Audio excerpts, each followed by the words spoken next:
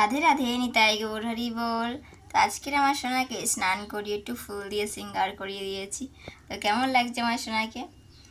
তো আমরা সবাই জানি সামনে আসতে চলেছে 7ই জুলাই রবিবার রথযাত্রা।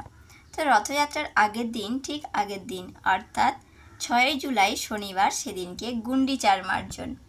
স্বয়ং মহাপ্রভু আমাদেরকে এই গুন্ডিচার মার্জনের মাধ্যমে শিক্ষা দিয়ে গেছে যে আমরা সবাই এই গুন্ডিচার মন্দিরে মার্জন, যেখানে গুন্ডিচার মন্দির হলো যেখানে জগন্নাথ এসে, এটা বলা হয় অভিন্ন বৃন্দাবন। এখানে এসে জগন্নাথ বিশ্রাম নেবেন, অর্থাৎ এখানেতেই থাকবেন। সবাই বলে থাকেন যে গুন্ডিচার মন্দিরকে অনেকেই বলে থাকেন যে মাসির বাড়ি। এখানেই জগন্নাথ এসে থাকবে, রথে থেকে নেমে এখানে বিশ্রাম করবে। তো এই যে শনিবার 6ই জুলাই, আমরা এদিনকে যে যার বাড়িতে ভগবান রয়েছেন সেই বিগ্রহ যেখানে বসানো রয়েছে, সেই সিংহাসন, নিজের ছোট মন্দির বা নিজের কক্ষ যেখানে ভগবানকে রেখেছেন, সমস্ত কিছু পরিষ্কার করলেও কিন্তু এখানে আমাদের গুন্ডিচার মার্জনের সমান হয়ে যাবে। তো চেষ্টা করবেন যে যার মতো সময় করে সকালবেলা, অর্থাৎ 6ই জুলাই শনিবার সকালবেলা, সকাল 6টা থেকে শুরু হবে গুন্ডিচার মার্জন। মার্জন মানে পরিষ্কার। এখানে গুন্ডিচার মার্জন করার মাধ্যমে বা ভগবানের মন্দির পরিষ্কার করার মাধ্যমে আমাদের যে মন পরিষ্কার হতে থাকে,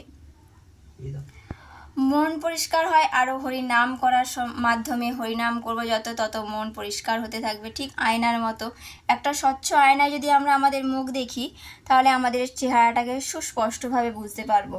আর যদি অপরিষ্কার আয়নায় আমরা মুখ দেখি, তাহলে কিন্তু আমরা নিজেদের মুখটা ভালো করে দেখতে পারবো না। তেমনই আমাদের মন যদি অপরিষ্কার থাকে, তাহলে আমরা ভগবানকে কি করে দেখতে পাবো, বা ভগবান যে আমাদের মধ্যে রয়েছেন পরমাত্মা রূপে, ভগবানকে আমরা চিনতে পারবো কিভাবে? তো আসুন এই শনিবার গুন্ডিচার মার্জনের মাধ্যমে আমাদের মনের পরিষ্কার করি। তো আরও একটা দিন আসছে এই গুন্ডিচার মার্জনের ঠিক আগের দিন, শুক্রবার 5ই জুলাই। এই দিনে রয়েছে ভগবান শ্রী জগন্নাথের নেত্র দান, এবং এই দিনকেই ভগবান শ্রী জগন্নাথ নবযৌবনে সেজে ওঠেন। রথযাত্রা আসছে যেহেতু, সেই আনন্দে তিনি পূর্ণ রূপে সেজে ওঠেন রথযাত্রার জন্য। তো আসুন আমরা সবাই মিলে এই যে দিনগুলো আসছে সেই দিনগুলোকে স্মরণ করি, এবং বাড়িতে যে আমাদের বিগ্রহ রয়েছে বা ছোট্ট মন্দির হোক, যে যে ঘরেই ভগবানকে রাখেন সেই ঘর পরিষ্কার করে, বা আশপাশে কোনো মন্দির, ভগবানের মন্দির পরিষ্কার করার মাধ্যমে আমরা দিনগুলো কাটাই। তো রাধে রাধে, সবাই একসঙ্গে দেখা হচ্ছে রথযাত্রায়। তাই গৌর প্রেমানন্দে হরি বল। আর অবশ্যই কিন্তু কমেন্ট করে জানাবেন যে আজকের আমাদের সোনার যে পুষ্প শৃঙ্গার করালাম কেমন লাগলো। নিতাই গৌর প্রেমানন্দে হরি বল।